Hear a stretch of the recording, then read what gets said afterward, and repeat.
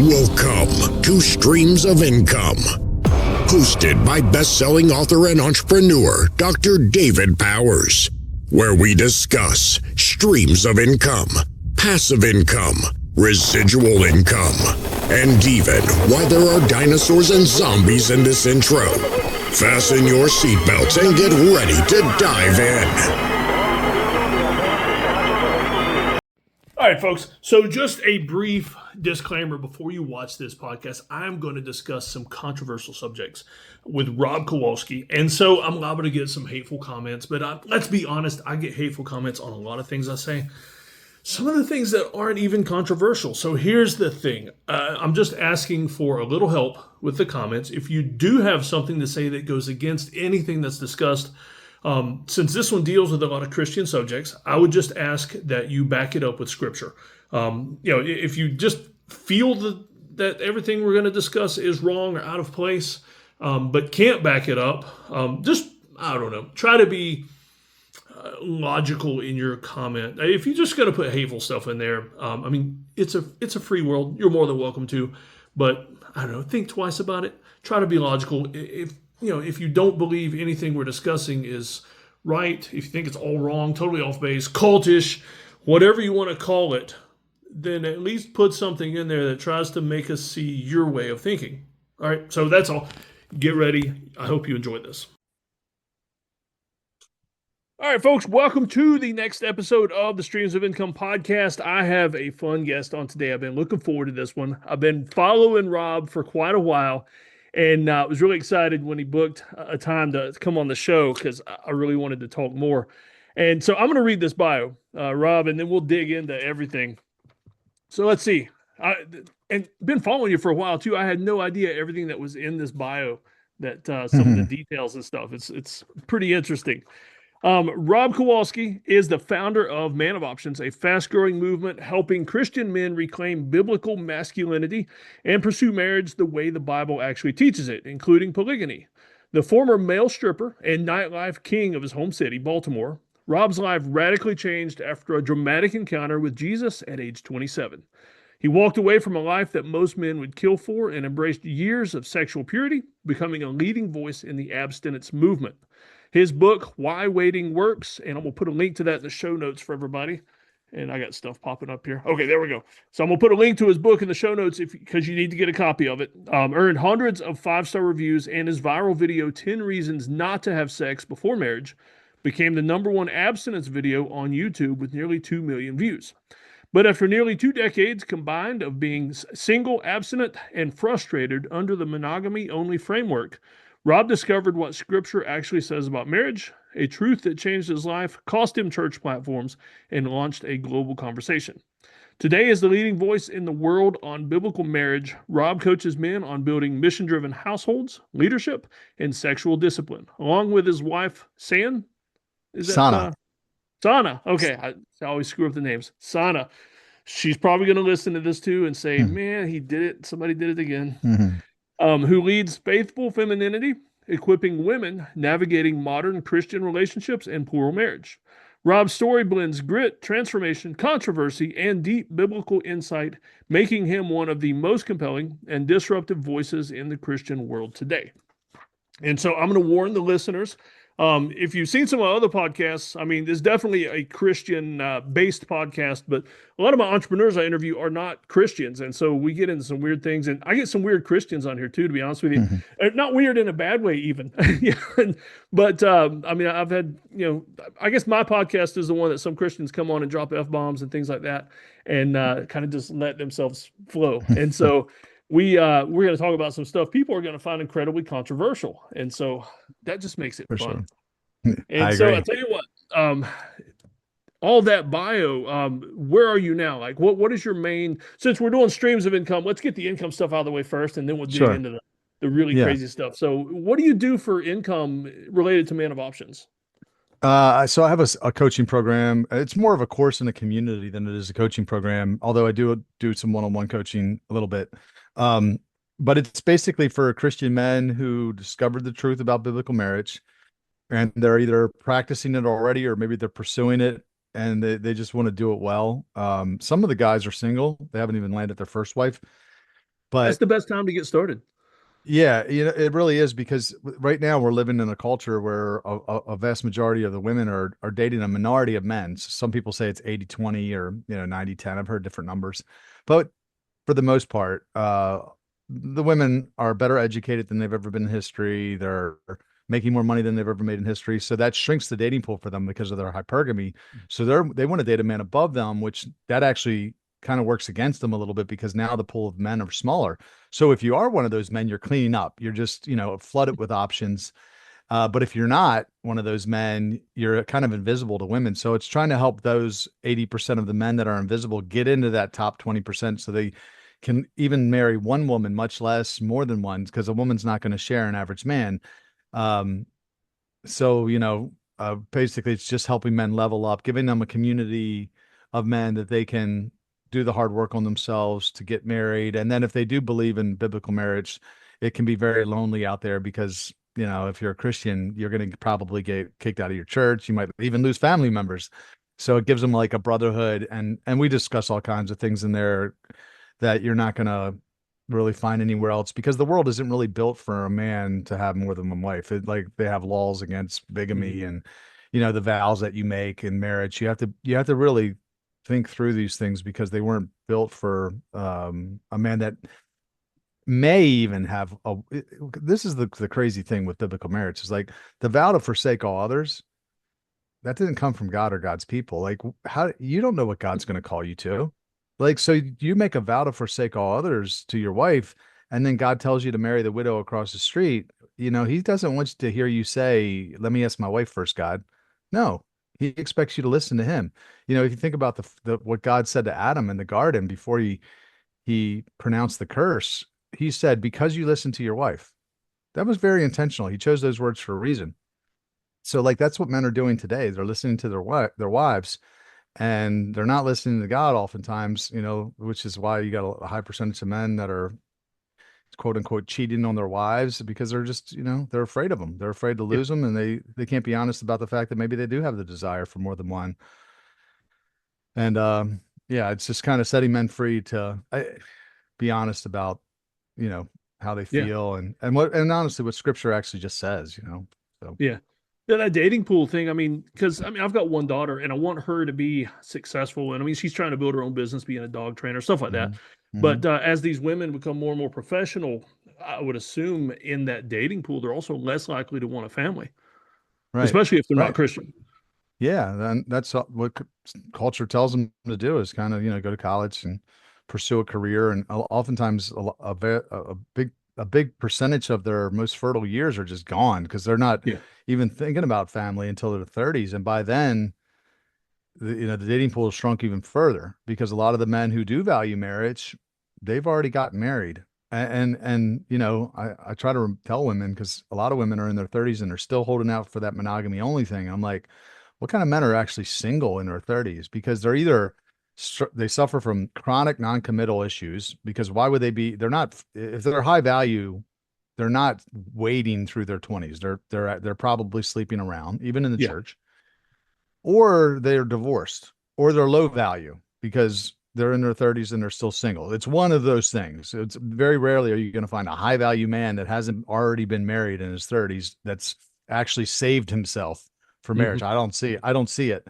And but still women will hold out for that fairy tale and they're gambling, their reproduction on it. You see a lot of women freezing their eggs and it's just not normal. Not Yeah. normal. Yeah. And then, I mean, like IVF and everything later on, Mhm. I mean, that's a Yeah. quagmire of cost and other issues. Yeah. Yeah. I think we need to get back to like fathers. I think there's a reason that God structured it the way he did with the fathers being having authority over their daughters and the bride price and all that because, a woman if she's beautiful and she gets flooded with attention when she's 18, 19, 20 years old, it can really prop her up to think this is going to last forever, right? So you see a lot of girls, they just go through their hot girl summer, their hoe phase, and then when they hit the wall, is the red pill term, and they get a little older, they feel that biological clock ticking a little louder. Then they start looking for a husband, but by then the dating pool is shrank, Yeah. and there's just not a lot of good options. So the father would step in, and he knows how men think. And even though she's getting a lot of attention at 18, he knows this isn't going to last forever. Mhm. This is actually a pretty short window, and he would marry her off to a good man. He'd help her vet somebody. Right now, women are out in the wilderness on their own. They're trying to find a good husband. A man shows them attention. They go, "Oh, he likes me. He must want to marry me," just because he tries to get in her pants. Fathers are smarter than that. So we need to get back really to you're never going to structure it better than God did. So for me, if I ever have a daughter, I have a son now, but if I ever have a daughter, I'm going to keep her locked down, and I will vet a man for her. Now she's going to play a part in that. Not going to marry her off to a man she doesn't want to marry. But like if back in biblical times, a man was financially incentivized to get his daughter to the altar as a virgin because Mhm. she was worth a year or two salary to him. So now men have no financial incentive. They send their daughter off to college where she gets ran through by the third string Yeah. running back at the community college. It's like, and then the man doesn't even appreciate what he got because he got it for free. So Yeah. like now you see a lot of men that are sexually frustrated. If you told them, hey, listen, you could get a submissive virgin, but it's going to be $50,000. I think a lot of men would pay for that. And would the fathers be a little bit more protective of their daughter if he knew he had a $50,000 investment in that girl? Of course he would. Of course Yeah. he wouldn't let her run, go off to college or go off with her girlfriends to the beach for the weekend. No, he'd be like, you're staying here Yeah. and you're in my house, and I'm going to make sure that you make it to the altar. And look, everybody would, I believe, would be happier. Now, feminists will push back on that and say, women should have freedom, but look at what we're dealing with. I mean, Yeah. look at what we got on our hands. We tried it our way. It's clearly not working. Yeah. It's a dumpster fire. And yeah, It's amazing how I many things in the Old yeah, Testament just went back to common sense. I mean, just from right. dieting to, I mean, just, Yeah, right. but Yep. we've sacrificed it all in the name of freedom. I mean, from dieting to everything else. Yeah, for sure. And I think monogamy only plays a big part in it, to be honest. I think the fruit of monogamy only is hookup culture. I just think it's what you got right now. And people, if you're a Christian listening to that, you go, well, it's for me, for the first 23 years of being a believer, all I was taught was monogamy only. So I accepted it hook, line, and sinker. I never even looked into it. Yeah. It was the And only option. it was the biggest mistake of my life not looking into it because I just assumed it was well researched. And that's what everybody knows, that Christians monogamy it's tied as tightly to Christianity as anything can be, to the point now that I'm exposing it. People say you're not a Christian. I'm like, well, what does monogamous marriage have to do with faith in Jesus as the Messiah? Really? I mean, nothing. Yeah. I mean, it's a marriage model. But yeah, if you the men who were the closest to God in all of human history, they all had multiple wives, and they never, not only were they never corrected, not only were they never punished, they were never even corrected for it. Never did God even say, hey, bro, don't do that. He never said, Yeah. no one was. So this idea that having more than one wife is a sin is not from God. It's not from God's people. It came from Rome. That's where the term comes from, romantic, one man, one woman. Even though the Romans were a bunch of dirtbags, they had prostitutes and mistresses Mhm. and boys. They were sleeping with boys. It was kind of like America is now, and it's the fruit of it. The root, should I say, is monogamy only. It's this false doctrine that's crept its way into the church that everyone accepts as gospel, even though it's nowhere in the Bible. Yeah. So that for me is like the biggest thing that we need to get out. If you want to see real revival in the Christian church, is we have to get the false doctrine out. And to me, this is the most damaging one. Then you'll see real men return, because there's a lot of men, even like myself. I wanted a relationship with God. I grew up a little bit in church. I had some exposure, but when I hit puberty, man, I was like, I did not want monogamy. It did Mhm. not seem appealing to me. The idea of being with one woman for the rest of my life, it just seemed impossible. So I just kind of rejected everything, because I just was like, well, I'm just going to go, have fun. So I Yeah. didn't. So I think you see guys like Andrew Tate or whomever, a man with options, oftentimes they would make incredible Christians if they knew that they could have more than one wife. They may be rejecting Christ because you've married this false doctrine to, Jesus, when it's not. Yeah. It didn't come from God or God's people. I mean, they were clearly polygynous. It's all over the Bible. Yeah. I mean, It's even like, in bad circumstances, like with Jacob, I mean, things didn't work perfect, but right. there was still nothing wrong with the multiple wives thing. He's the most blessed family in the history of the world. Yeah. Jacob was the most blessed, and he comes now. People will say there were problems, but look, were there problems in Adam and Eve's marriage? They destroyed the world. I mean, Yeah. and they raised the world's first murderer. Lot, his one and only wife, turned to salt, and his daughters got him drunk, and he impregnated them. Yeah. Like, dude, we act like we don't judge with the same filter. We Yeah. don't. We're living in a 50% divorce rate. 25% of children are aborted in the womb, and then we go polygynous families in the Bible had problems. It's like the hypocrisy. We're living Yeah. in the dark ages right now with this stuff. And But those God's numbers you said exposing it. are the same in the church as they are out of the church. They are. The divorce rate is basically the same within the churches is. People, when I tell them about polygyny, they often go to Matthew 19 where they say, "Oh, Jesus said, one man, one woman." But like, no, he was answering a question about divorce. How often do those same people judge people that are divorced and remarried in the church with the same, filter or the same standard? They don't, because the church is full of adulterers. He explicitly said that if you divorce your wife, anyone who marries a divorced woman commits adultery. Yet, a very large percentage of the church are divorced and remarried. Yeah. So, like Even some pastors. we will make up something that he didn't even say, and ignore the thing that he explicitly said. Yeah. So, yeah. Let me give you a crazy scenario, but it may not seem crazy to you because you deal with this all the time. But family Christmas party last year, my nephew, and I don't know if my family usually doesn't watch what I put out, so they probably won't even see this. So I'm spilling some beans here. But my nephew shows up. He has this new girlfriend that is his girlfriend because him and his wife were in a swinger relationship with this other couple. Mm, Both families got divorced, and mm, he's now with the other wife, right. and so shows up at the family Christmas party with his live-in girlfriend who has her kids from her previous marriage, his kids from her previous marriage, and their one child from the current, relationship, and perfectly acceptable. Just Right. like Perfectly nothing acceptable. happens. Now, if I showed up with two wives, I You'd be guarantee you'd be the ostracized. door would be locked. Yep. I It's mean, it wild. is It's wild how crazy. that this is what I say to people. Like, if this isn't the biggest psyop, because Christians will literally build their life around a book written by men with multiple wives. But if those men walked into their church, they would Yeah, throw them out. They would accuse them of being in a cult, and they would throw them out. So you'll preach the Psalms of David. You'll read the book of Proverbs and build, the book of wisdom. But if they walked into your church with your families, you would never let them in the doors, which yeah, is the biggest, it's got to be the biggest psyop in all of human history to me. So but men are waking up. Isaiah 4:1. Was a future prophecy, talks about seven women taking hold of one man. And I think we're going to see the fulfillment of that in our lifetime. I mean, when I first started posting about this topic 2 years ago, it was just all negative comments.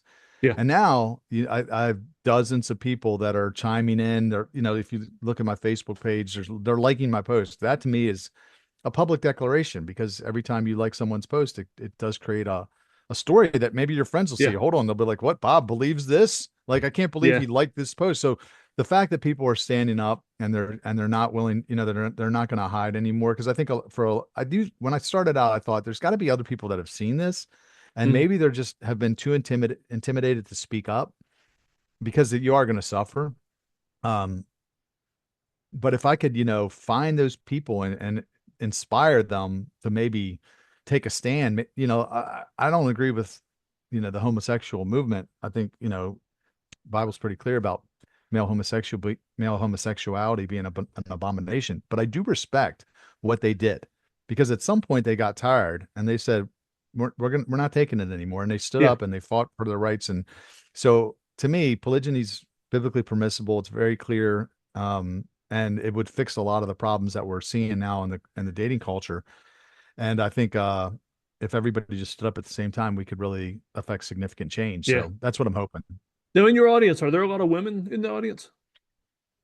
Um, no, I wouldn't say there's a lot. I would say Yeah, there's even the Christian women, they're like kind of low key feminists, I found. yeah, So they do not. I think it goes back to the curse, Genesis 3:16, when God said, "Hey, your desire will be for your husband, but he will rule over you."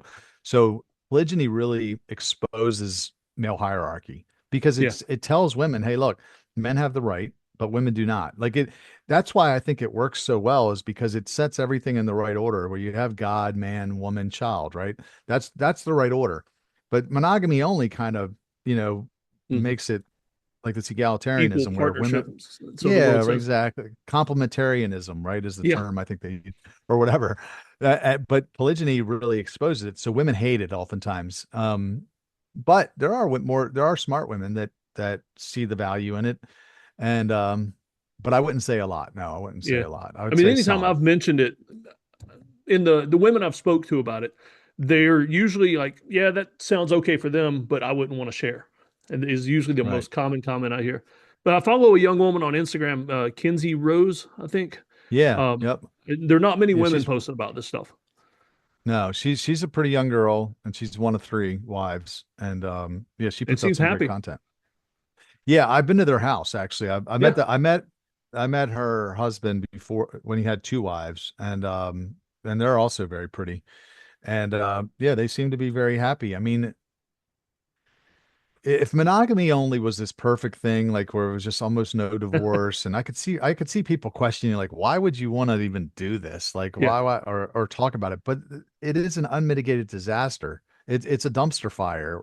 You yeah. know, even like your relative that you mentioned, it's like the wild thing is yeah, he would be more accepted at a family function at a church than would a man who just made a covenant with two women to Mhm. protect and provide for them for a lifetime. We're not talking, often people go to sex and they say, you know, you just want to sleep with multiple women.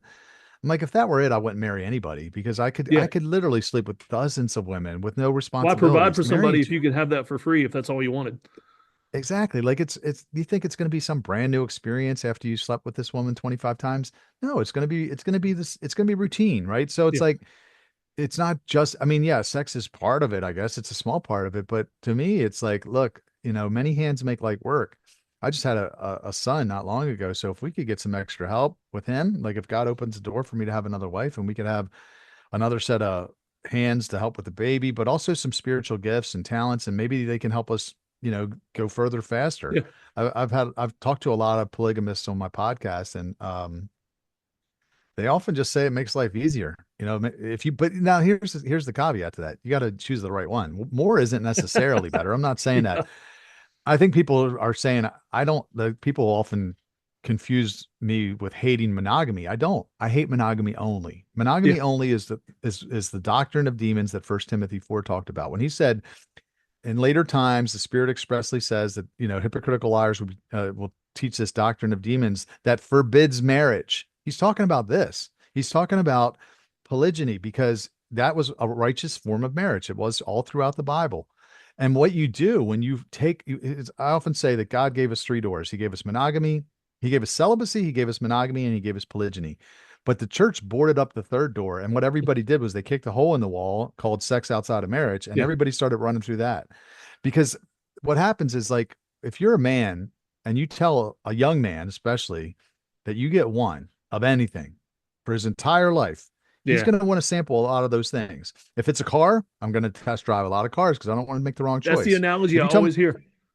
yeah, so like if you would have told me I could have more than one wife, I would have married my girlfriend when I was 19. I dated her for 5 years and then I eventually broke up with her because I just couldn't get my mind around one woman for the rest of my life. And I didn't even want it. Right. Yeah, But instead I went out and I slept with all these women and I just polluted the dating pool. But if I probably would have, if I'd have known that God was okay with polygyny and it was more accepted, I would have maxed out at maybe 4 or 5 wives over a lifetime. I'd probably have a ton of kids. And instead, I got experiences. I got all yeah, these, you know, these things that don't do anything for me now. And I was sleeping with other men's future wives, probably, yeah, or definitely. So it's like we have to get back to the way God structures things. And I know it's shocking for people to hear this because dude, I was shocked when I learned this myself. I was like, I cannot believe this has been hidden from us. Um, but it was. So, yeah. yeah, grateful that you're Let's. having me on to even discuss it. Oh yeah, let's talk about the legalities because I mean, other pastors I've talked to, they won't go this far. Like that door, like you said, it's blocked, but Mhm. they'll agree with you quickly that the state has no business in the marriage business. And Right. and though I agree with you completely on homosexuality, it's still I'm very libertarian on the state has no business. Like they shouldn't have even Yeah. had to, you know. So how do you get around the legalities? Because I mean, it's illegal in all 50 Yeah. states, right? Sure. Well, bigamy is illegal. So this is what I actually I think I put up a tweet about this today or scheduled at least, but um Polygyny is not illegal. What's illegal is getting two state issued marriage licenses from Okay. Babylon or from the state. So like, marriage licenses are only about 100 years old.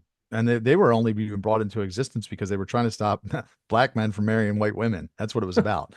So a license by definition is permission to do something that would otherwise be illegal. So when was marriage illegal? It was never illegal. Marriage was always something through families and through the church. It was never the states, right? So you're going to give a marriage license to two men and tell them then they can be married, but you're going to tell me that I can't marry two women. This is what's crazy. Like I can go out and sleep with all these women. I could sleep with dozens, hundreds of women. I can impregnate those women. I could abort the babies in the womb. I Mhm. can do all this legally. Yeah. But the moment that I want to commit to provide and protect for two women for a lifetime, it's illegal. You're telling me that there's not something really off base with that? Like they intentionally did this because I believe it monogamy limits it limits what a man I guess how much a man can fight back. What it does is it gives the government more control. I've been to Yeah. retreats, biblical marriage retreats, and seen men with multiple wives. And this one guy's story in particular, we were at this worship service. It was like at the end of the weekend, and he had two wives, one young and one older, and he had a lot of kids. He had probably, I don't know, at least 15 kids, and there was about 8 or 10 boys, and Yeah. they were teenage boys, like 15 to they were probably like 18 to 13 or something. And he like had a militia, and they got sitting behind him, and I'm thinking a man like that would be very hard to push around, especially if you had thousands and thousands of families like that. You can't Yeah. tax them to death and pass all these BS laws because they'll fight back and they'll overthrow the government. But instead, what monogamy does is we got, 1.8 kids and we got a 50% divorce rate. And if that guy's been ran through the court system, he's a shell of himself. He doesn't have the strength to fight the Yeah. government. Or the So money. like it's very easy to control. And maybe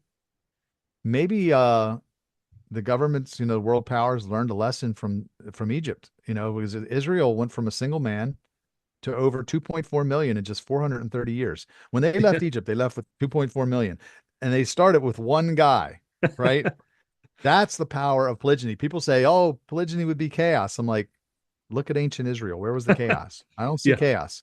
I see nation building is what I see. So, maybe they learned and they're like, oh, we can't allow that because I heard when the Mormons were practicing this in Americas in the 1800s, they sent in the military.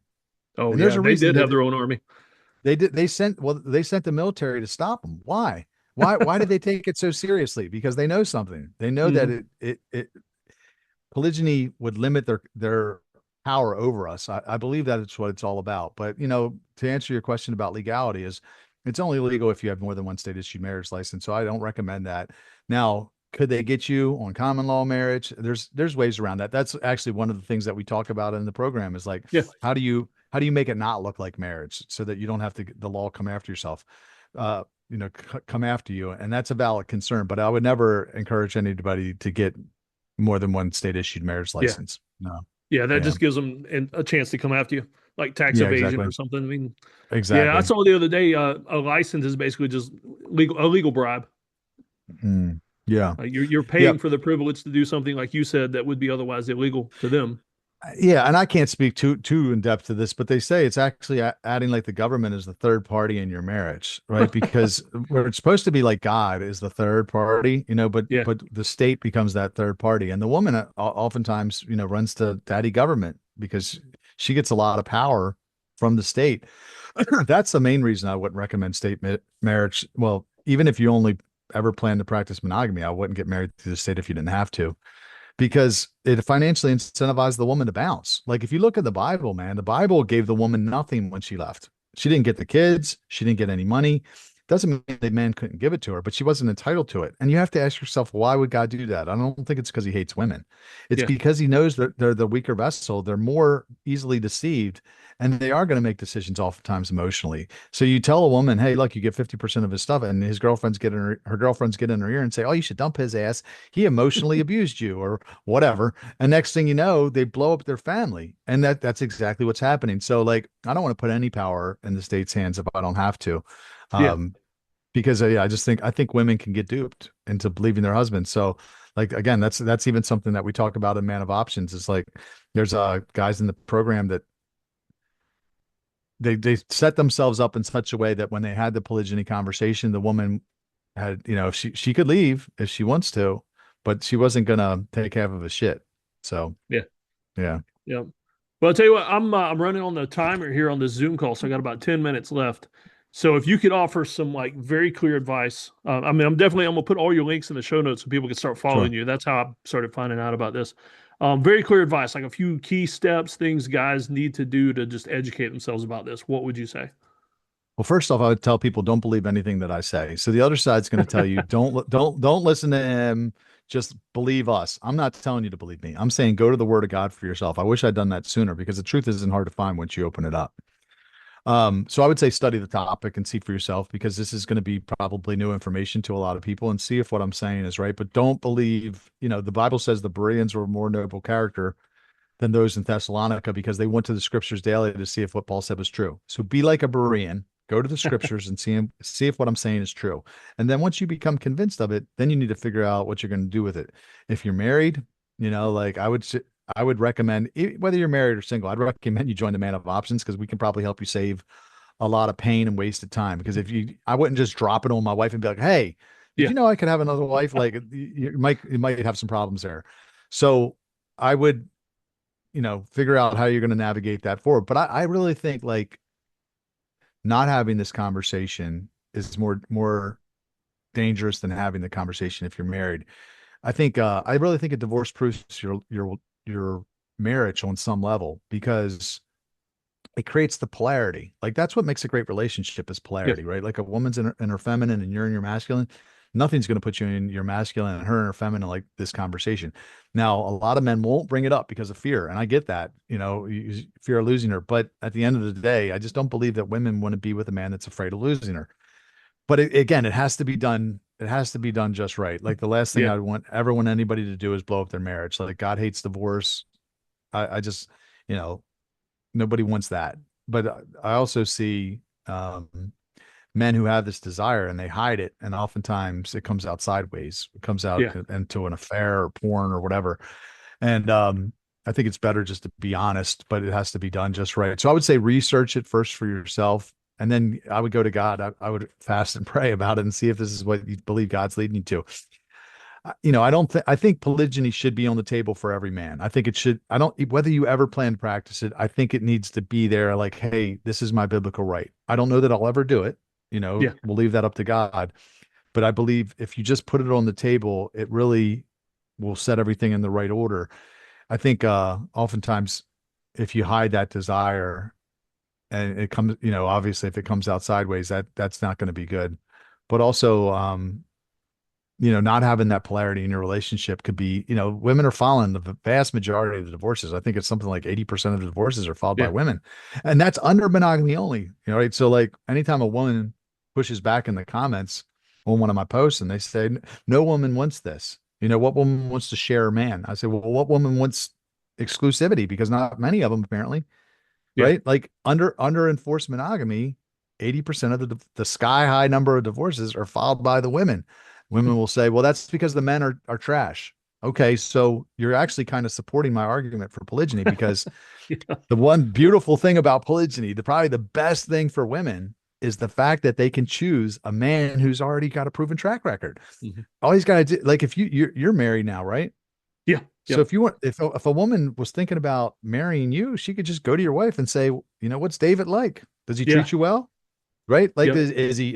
does he look at porn? Does he provide for you financially? Does he hit you? Like, when you marry a man under monogamy, you're rolling the dice. You don't Oh know. yeah. You mean he could be very charming and maybe he's being a snake because that's what women will say. When I say 80% of divorces under this current system are followed by women. Well, that's because the men. So you're actually supporting my case because I'm saying a man with a resume is going to be a far safer choice for a woman. Yeah. So like there's a lot of benefits, but again, the culture has deceived women into believing that this is something cult like or dangerous. And I do think that, and I'll just say this last thing and give it back to you is I do think that women crave security more than they do exclusivity, right? Yeah. Like so when they hear polygyny, they often are thinking with a monogamy only lens or mindset where so they hear another woman and they think they feel like they're getting replaced.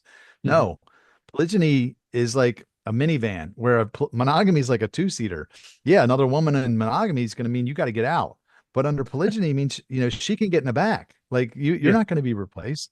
So, I think a lot of times when I've told women, my wife has been on podcasts with me, and her and I's very first conversation was about this topic. And I was like, look, this is what I believe. I don't know if God will give me another. I'm really going to let him make that decision. Um, but she feels completely safe. She knows she's not getting replaced. I told her, I'll never divorce you and I'll never cheat on you. I'm not going to lie to you. If I meet another woman, one of the first things I'm going to do is introduce her to you. See if Yeah. y'all can get along. I don't want chaos in my home. Yeah. So yeah, that was a long answer to a short Oh, question, but no, I'd no, it's say good. research Tell it, you what. fast and pray. Yeah.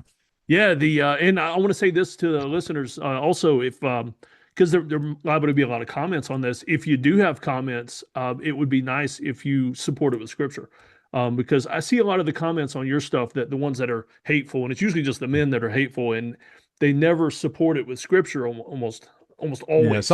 sometimes they try, but there are a few verses that have been really, mistranslated or misinterpreted. Yeah, There's no like a there's bishop nothing in being the man yeah, of the deacons. with one wife or whatever. That's the big one. The deacons must be the husband of one. I'm like, okay, so that's the obvious. I'm not a deacon. Oh, well, that's all. It's a standard for all men. That's not what it says, bro. It says, and that's not even what Paul meant. Paul said, if you look up the definition of that word first or one, it also means a or first, the husband of a wife or the husband of first wife, meaning not divorced. So you have to look at the whole of scripture and you go, okay, let's look at the men that God repeatedly chose to lead his people. Most of them had multiple wives. So either God had a broken picker or that verse means something different than we've been told. Now, the Yeah, Catholic Church, Roman Catholic Church, they were a monogamy only culture. So we have to remember what lens this was translated through. The yeah, Bible was interpreted through. So they may have had their own agenda for saying husband of one wife. But even if I'll concede it means deacons are, have to be monogamous. If you concede that everyone who's not a deacon can have more than one, but they won't even do that. yeah. Yep. I'll tell you what, before we finish, give us your website and everything real quick so people can get in Sure. touch. Yeah, it's just my name, Rob B. Kowalski. So my first name, my middle initial B as in boy, and then my last name.com. I have some blogs up, but if anybody's interested in diving deeper into this, they can go start a 7-day free trial at manofoptions.com. That's the community. And we have a few dozen guys in there, and it's a good group. All right. And I appreciate you being here. And if we do get some, especially some positive comments, people want to know more, I may try to get you back on and we'll dig into Sure. like what's it actually like? I mean, we kind of just discovered the getting to it, but maybe Yeah. we could dig in next time. What is it like actually living like this? I don't actually know because I've only got one wife. But that's one thing people will say. Well, you don't know. I'm like, well, biblical marriage isn't only polygyny. Biblical Yeah. marriage is monogamy or polygyny, but it's not monogamy only. So my wife knows it's my biblical right to marry another if I choose to. I will take her, I'll listen to her, but at the end of the day, she doesn't get veto power. So a lot of women will say, I'll never, like you said, I'll never share my husband. Well, to Yeah. be honest, he's not yours to share. Like you're his to share biblically. If you look at the Bible, like it all becomes so clear at some point when you study. There was a jealousy test that husbands had for their wives. There's no jealousy test that wives can give their husband. A wife isn't really technically allowed. And now, of course, she can be jealous, but she's not technically allowed to be jealous because she doesn't own him, right? Yeah. She doesn't. Women hate to hear Yep. that, but she doesn't own him. He owns her. I mean, and some women will hate that, but other women kind of like it because a lot of times women do want to feel claimed. But it's very important that you choose the right man that allow to own you, so to speak, because you don't want to marry an abuser or some a-hole. Yeah. But if it's a man that loves God and he's got a great vision and maybe he wants three helpmates to get to the vision Yeah. easier, like that's not a bad thing. So like anyway, we Yeah.